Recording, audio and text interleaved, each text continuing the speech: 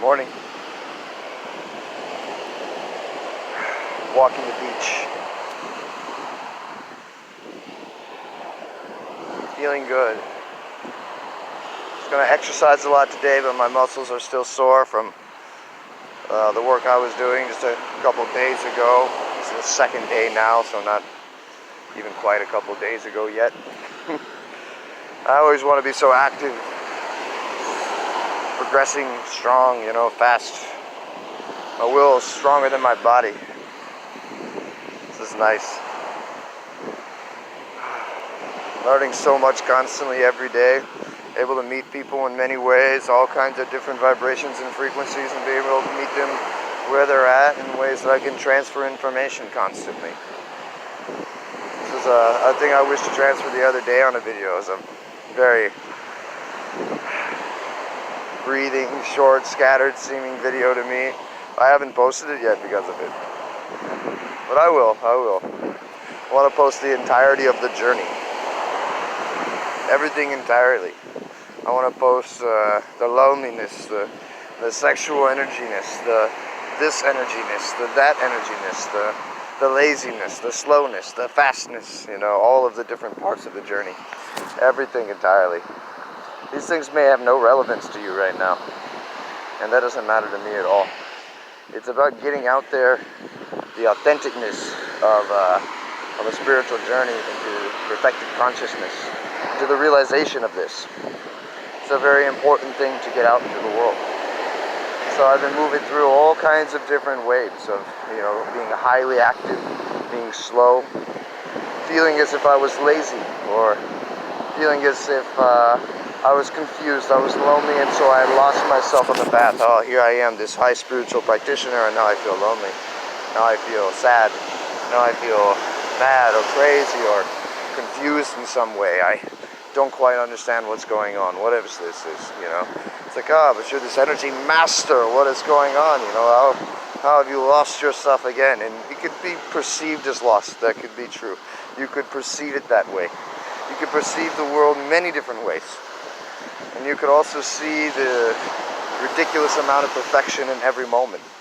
Now, this is hard if you believe perfection looks a certain way. If you say, look at this crystalline structure here. It is perfect. All of the atoms are lined up in brilliant rows. Then you may look at something that is an apparent chaos next to it and say, this is not perfect. It's obvious that this is not perfect. But it is not the type of perfect that I talk about that would be able to distinguish this thing from that thing in these kinds of ways, in this kind of manner. This brings me to the ideas of purity or impurity. Sometimes when we create what is pure, we create then also what is impure. And so there is the most subtle and amazing creation of duality. We have decided that something is pure, and now we will try to make all things pure.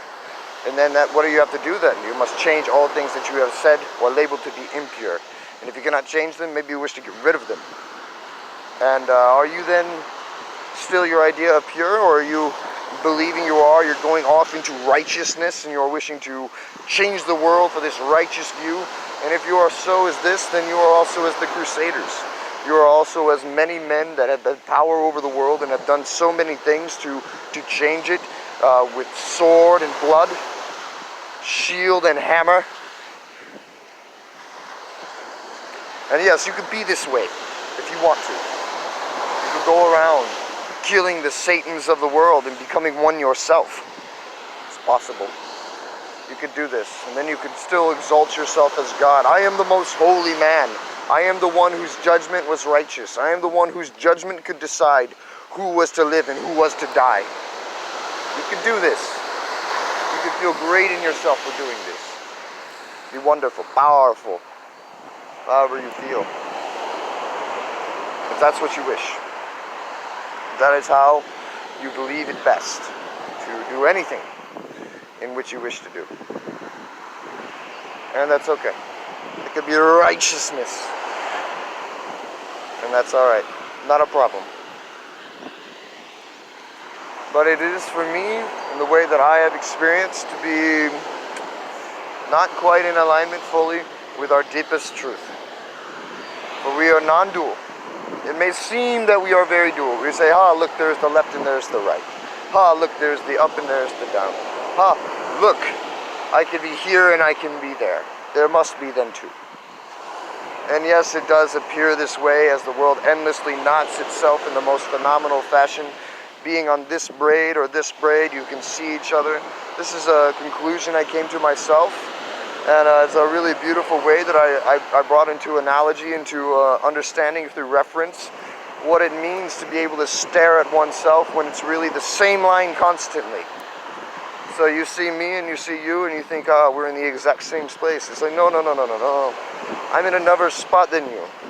We're able to see each other because the universe folds in on itself in a really amazing way, or it goes over itself in a really amazing way. It overlaps in a really phenomenal fashion, very tiny degrees. It looks much bigger because of the way perception has taught us. We have this depth going on, this depth perception. But you know, depth is a really funny thing, you know, just like images or paintings. You can create a ridiculous amount of depth on a flat piece of paper. Maybe it is the same here. You know, that doesn't feel very nice, does it? You're like, wait a minute, no, I don't want this to be 2D, that would be awful. I'm not saying that it is 2D, but I'm saying it could be perceived as this, and it really wouldn't look very different, would it? It'd be tough to tell. You're like, what do you mean? Well, I don't know, you ever watch a movie, it's a moving picture, you can see depth within it, but it's really just a flat thing on your TV screen, so it's interesting. And you're like, well, of course I am something. I'm the body. Look at me. I'm walking around. I'm moving my arms. I'm moving my legs. It's obvious. Oh, yeah, well, maybe you're just watching this play that is you pretending that you're the body. You know, you could just be a point of perception that is watching the body, and you have all these little trigger points and all these little dots that are creating this feeling for you that you are the body. And so you have all these feelings, and they're fooling you, perhaps. Who knows for sure? Getting past the sensory perception, what then will you be? If you have no senses of feeling, touch, taste, smell, what are you going to be then? You know, hearing, what could you be? You know, you're like, oh no, all these things are gone. Now who am I? I don't know, but are you still there? If all those things are gone, would you still be here? Well, many people could say no. You know, that's pretty. Beautiful butterfly on the beach. Place for it to be, golden one. Now I've shared it with you, you can't see it, but you can imagine it in your mind. It's beautiful, you create an image. Now it's like we're together. I love to be here on the beach. I love to be walking and learning. I love to be dancing and moving. I love to get the energy going through me. There's times I remember, something I was thinking about when I began this was times when I've been judged. I've been over here on the strip, I've been sitting, people are like, this guy is very lazy. Some people judge me in another way, they say, he has figured it out. He doesn't have to do anything, you know. And I think that's really beautiful. A lot of people think that about a man who sits downtown. Look at him, he's content doing nothing. Well, I mean, he has no desire to do anything, there's no benefit for him to do anything else. I mean, he could totally do something else, you know, but this is maybe the image that people see of somebody who is enlightened, somebody who just sits down and does nothing all day, just eternally present. With what, you know, with what? Just himself, I guess, I don't know. You know, you don't even realize, you know, it's so funny because the unclear mind doesn't see how present each and every one of you are. So, it's like, wait a minute, what is going on? I've been moving through so many amazing things, so many wonderful teachings. And I've been very graced with all of it. It's been wonderful to be able to speak of it, to be able to articulate it, to move through it, to become more precise in it, and to be able to really see the perfection that is within every moment. And so I could see when I was judged in this way and judged in that way how beautiful it was to see the judgment that could possibly come, and then also have the judgment come to me as it be my own personal judgment that was showing me through the mirror of this other person that was coming up and bringing this up for me so that I could see it and clear it. And it's wonderful. It's like, oh, okay, let me see. I'm just sitting down, I'm doing nothing, you know. But this was the perfection of life. This caused many other things, you know, another chain reaction, many other things. And have I always been in this way of just sitting down? No, that was the time, that was the season for that. That was the season for me to sit down and share with the many people that came to me and help them move through so many things, hold a really beautiful space. A lot of people thank me for holding that space. And so that was really beautiful, you know, but it's my natural flow. It was what I wanted to do. I didn't have anything else for me to do. It was effortless for me. And then later, when there was more for me to do, then I began getting up, and I started going, and I started moving, and I started to move my energy in different ways, started to exercise, started to do this, started to do that. When I ran out of money finally, I started to have to do this, I started to have to do that. I went out into Iao Valley, and I had an amazing gateway open for me, and amazing understandings and teachings that brought me so much deeper within myself, to where I could have confidence within myself in a way that was previously impossible to have. And so it's amazing. Phenomenal things have been occurring for me. And it is constantly this way. But from one point of perception, you may look at somebody and you might judge them, and you may say, hey, that person is not learning and growing in the way that I am learning and growing, and they are lazy. They are doing something wrong, you know.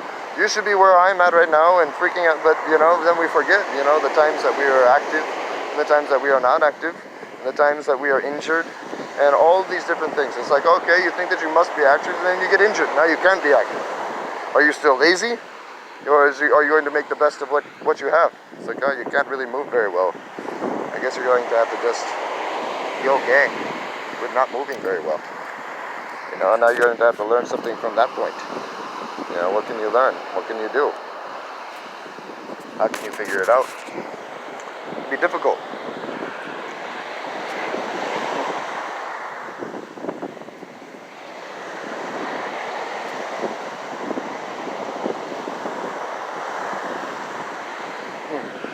But this is a season.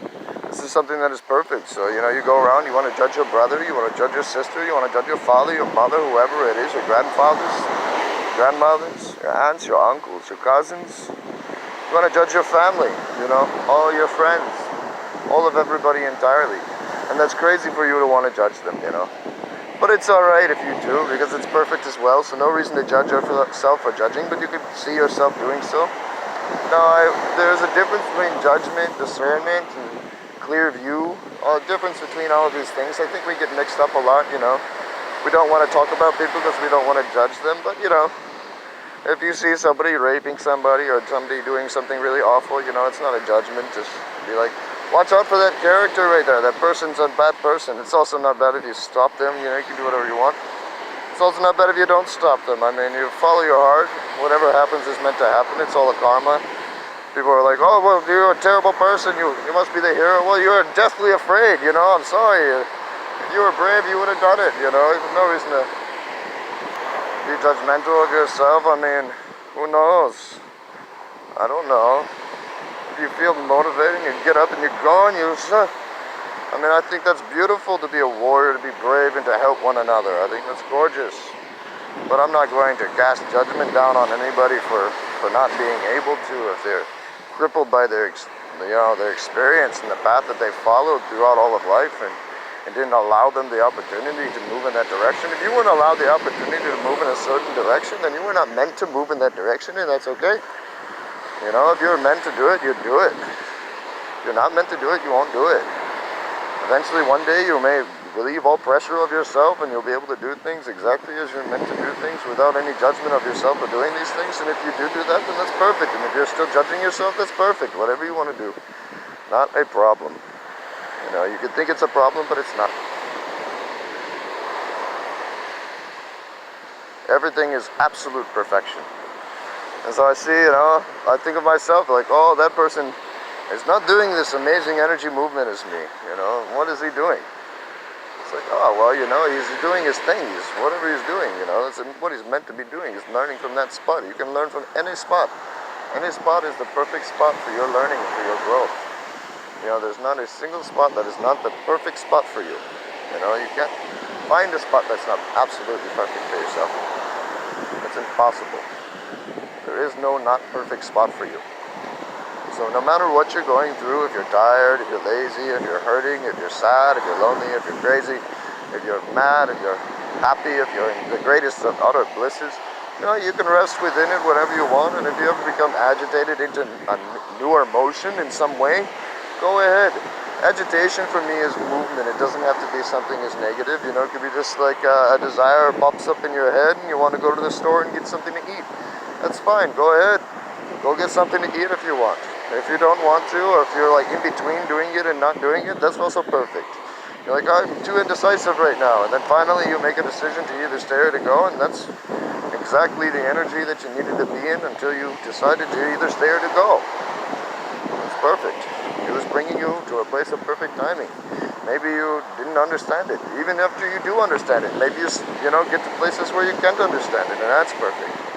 You know, I've been seeing where, you know, I've been moved in this way and moved in that way and moved in this way and moved in that way, and it was exactly the way in which I needed to be moved. I was at this dance the other day, and it was beautiful, and I was feeling sad and lonely, and really sad and lonely. I've discussed this in the other video, but I'll discuss it again now because I feel so much more clear.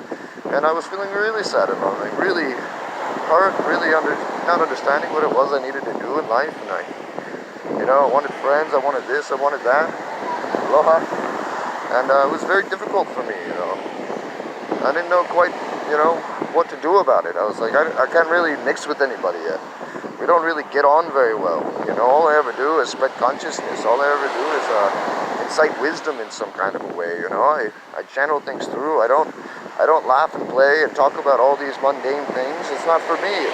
And I hear people, you know, that have been on the very serious path, or in their mind very serious. I haven't seen them to be as serious as I've been. I'm like, oh, how is it that you've been serious? You've been divided in so many ways. What was your seriousness at? I've been 100% right here. But, you know, that's your judgment in some way as well. It's like, oh, well, you know. Granted, it's probably true. You know, they have been, you know, doing many different things. They've been splitting themselves in many different avenues and motions. But that was their perfect flat path of their flow. You know. I'm like, well, maybe, you know, maybe if you go all the way in, it'd be different. Who knows? Go all the way in which the way they need to be. That's beautiful. But I'm just like, like, how do I mix with these people? I'm so different than them. I only have the one point of focus. I don't sit around for laughs and all these things, but I do have laughs of the truth. I do. When I'm talking about the truth, I laugh. I laugh super hard. It's amazing. I just love the truth. I love the experience that I share and transfer.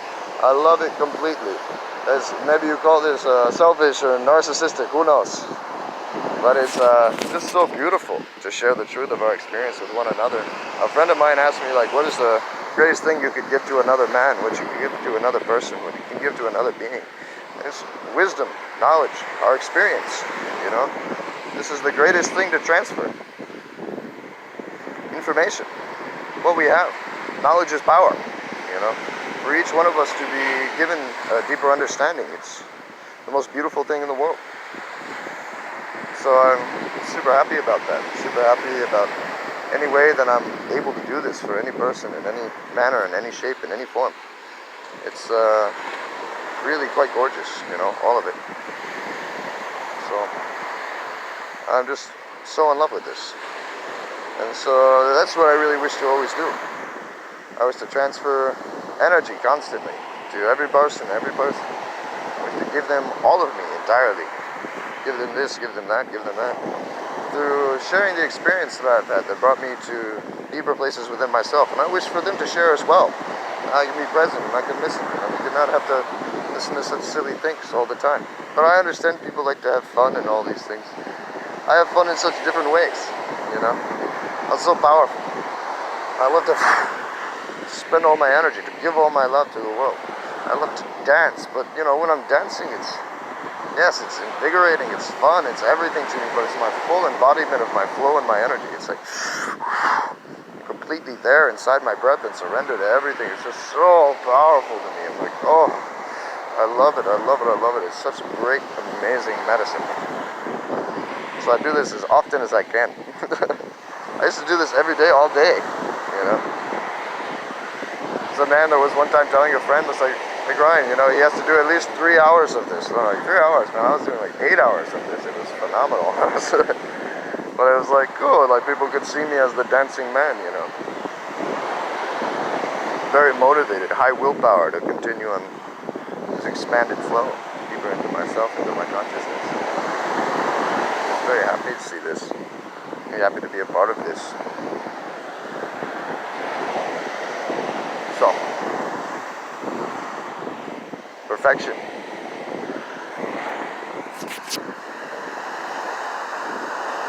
Ringing in my ear.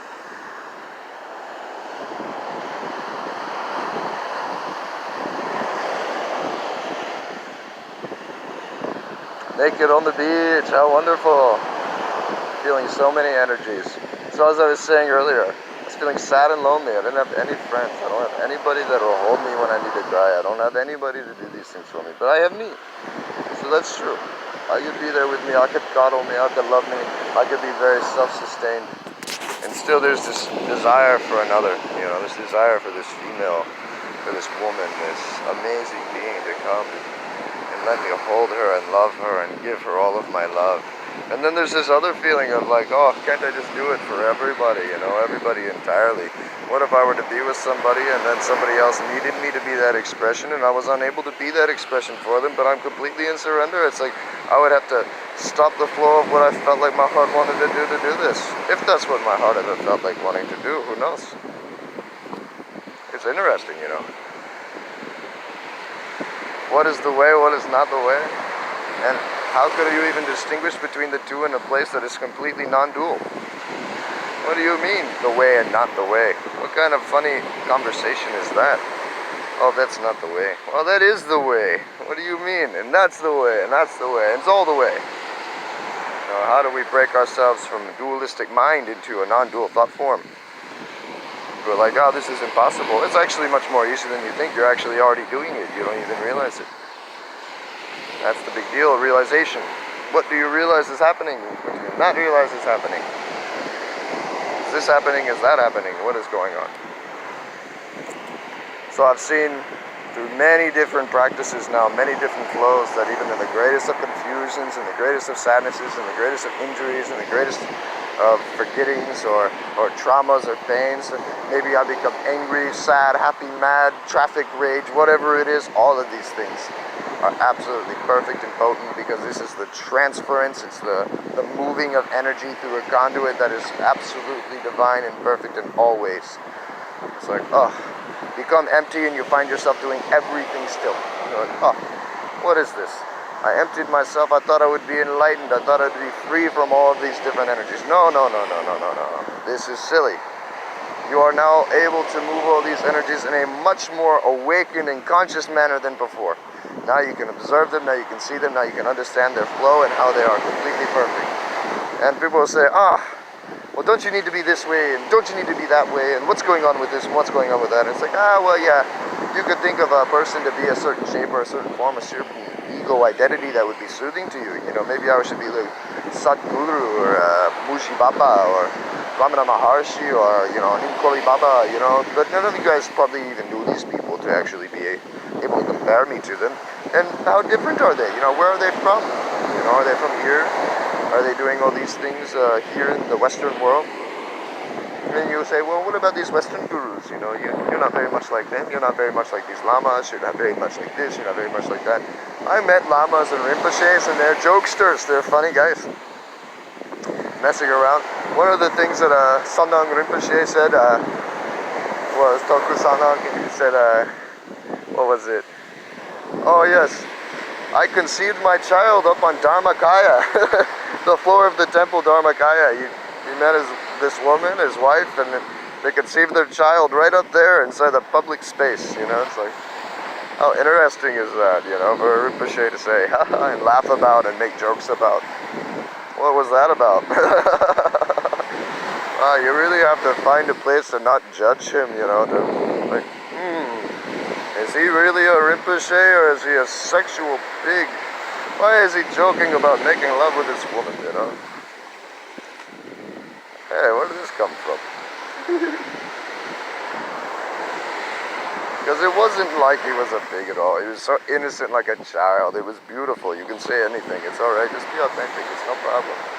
You know, the only thing that triggers something in that way is like, oh, whoa, I can't be that way. Why can he be this way? This is weird. You know, this is a way that is not appropriate. What's not appropriate? Being naked on the beach, walking in the sun, people walking by fully clothed, you know. They might think that I'm inappropriate. Making a video about consciousness, naked, you know. What makes me inappropriate for this, you know? What is it? I don't know. It's just my body. I'm not whipping my penis at anybody, you know. I have been feeling an incredible amount of sexual energy inside of me. Because I've recently, you know, reopened up to my root be open to tantric practice.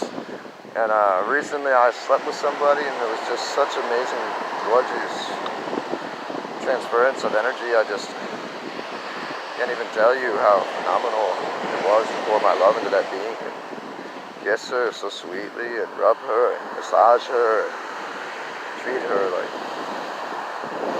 this amazing ecstasy. Just, give her all my love. Hold her. Oh, so beautiful, you know. I long for that. There's a part of me, piece of me that longs for that connection, for that amazing intimacy.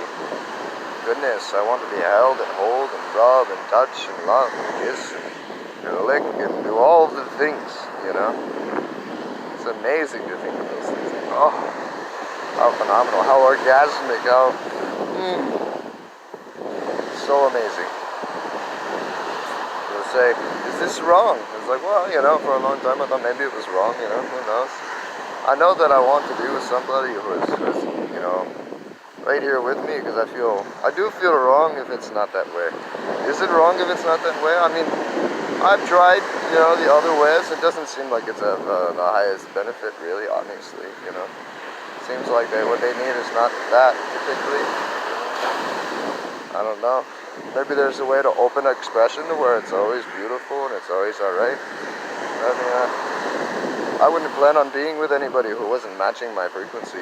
And I want to give myself fully in loyalty and wonderfulness to somebody. And I can see that, you know, I've been giving myself to myself for so long. Marrying myself in so many different ways. And not just, you know, conceptually. Not just like, I'm married to myself. Look, I have a ring on my finger. It's like, no. I mean, I've spun my energies together. I've done this in many different layers of consciousness in really amazing ways. It's just shown that through my surrender to flow. So I have to see, you know, it's like, what's happening here, you know?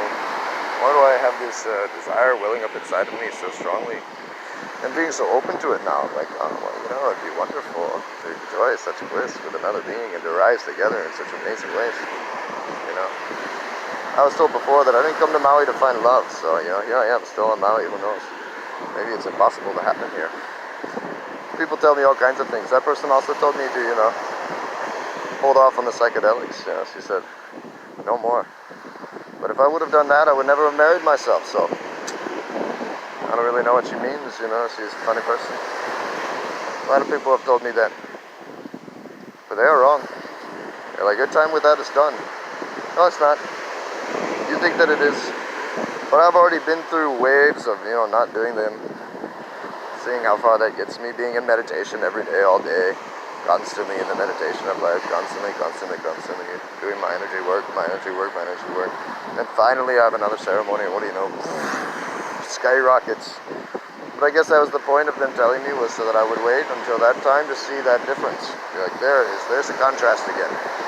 While you're doing it constantly, you can see the contrast, so let me have you take a break for a second, and then you can see. Now, when anybody tells you this through the ego mind that they call their spirit guides, you can be like, no, I'm good. Don't worry about it. Because, I mean, I don't know. Why are all their spirit guides lying to me? And they say they're talking to my spirit guides. I don't know, buddy. You know, I've even had a pendulum tell me what wasn't true before. You really have to trust yourself instead, then. You have nothing else. You can trust all them being liars. You have to really find an amazing amount of trust in yourself. Goodness gracious. And that's a cool thing, you know, to be able to do. Find trust in yourself. Really amazing, actually. Well, I love this, getting the whole body tan, being out here, the beautiful air, loving all of life.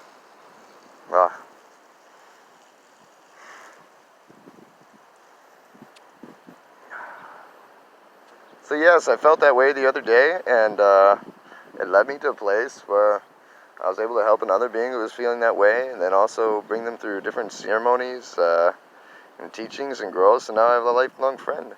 That's amazing. Able to help so many people through this just authentic expression coming to me. And that's really what we're all doing. That's why I share it with you, you know. I don't share it with you because I'm the greatest or something, and that I've become something so far off of where you are. It's just I've become so aware. Rigsaw Wongpo was the name that was given to me many years ago. They say grow into your name. I feel like I really am. This powerful man of radiant awareness, and I'm quite aware. Very mindful, very observant, very much understanding, the difference between this moment and the next. I can remember every one of my meetings with people. I can remember all the points of dissonance within my relationships with any person, all the moments of harmony. So in this, I can also see that I view the mirror this way. I can also view myself this way, very distinctly. I remember every little piece, every little, agitation and flow. Hypersensitive. It's really wonderful. It's really a great blessing, this level of mindfulness. It seems to come through osmosis. People are like, oh, you brought this to yourself in a way that's possible. You can't sustain anything from that. Even the great masters have said you can't sustain anything from that. Well, they never walked that path, I walked a much different path than what they've walked. Who knows how much, how far, what was going on with them particularly. But they didn't walk this same path, so it's going to be very difficult for them to be able to speak about this path because they didn't walk it, they didn't understand it. A person that practices Vajrayana and a person that is a Dzogchen master, they know different things. They may understand the concepts of each tradition, but they understand their own tradition very well. They're masters in their own right.